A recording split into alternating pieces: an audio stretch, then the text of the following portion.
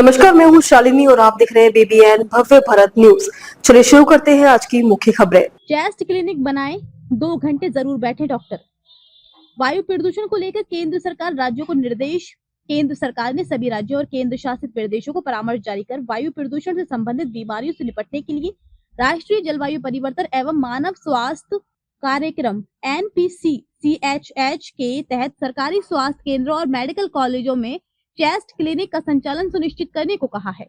केंद्र सरकार ने सभी राज्यों और केंद्र शासित प्रदेशों को परामर्श जारी कर वायु प्रदूषण से संबंधित बीमारियों से निपटने के लिए राष्ट्रीय जलवायु परिवर्तन एवं मानव स्वास्थ्य कार्यक्रम NPCCHH के तहत सरकारी स्वास्थ्य केंद्रों और मेडिकल कॉलेजों में चेस्ट क्लिनिक का संचालन सुनिश्चित करने को कहा है।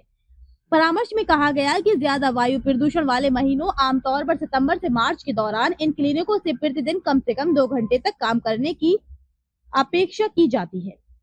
तत्काल कार्रवाई का निर्देश जारी करते हुए स्वास्थ्य मंत्रालय ने कहा है, प्रदूषण के कारण श्वसन और हृदय संबंधी बीमारियों के मामले बढ़ जाते हैं, इसलिए अस्पतालों को विशेष तैयारी रखनी होगी।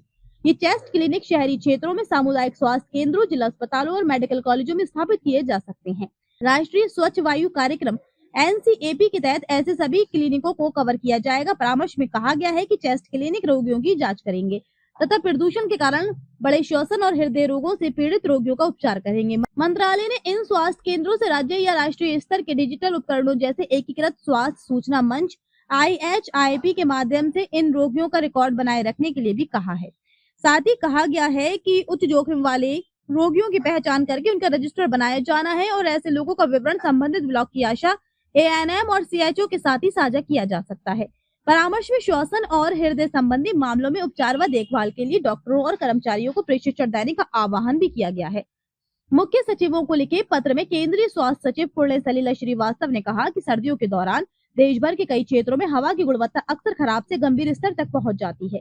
इससे स्वास्थ्य संबंधी चुनौती पैदा होती है। एक साथ मिलकर हम एक स्वस्थ, स्वच्छ और अधिक लचीले इकोसिस्टम की दिशा में काम कर सकते हैं।